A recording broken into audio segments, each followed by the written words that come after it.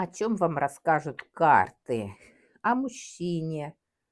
Мужчина очень хороший профессионал в каком-то деле. Также он очень сексуален, активен, хороший помощник. Человек, возможно, проживает в небольшом населенном пункте. И он намерен как бы приобрести недвижимость в этом населенном пункте.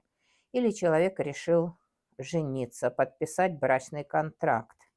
Возможно, у него в отношениях пока что пусто. И вот он поджидает какого-то религиозного праздника, возможно, чтобы уважаемой женщине сделать предложение руки и сердца и образовать с ней настоящую семью, изобильный брак. Ну вот так и будет. Подписывайтесь на канал, ставьте лайки, пишите комментарии. До новых встреч!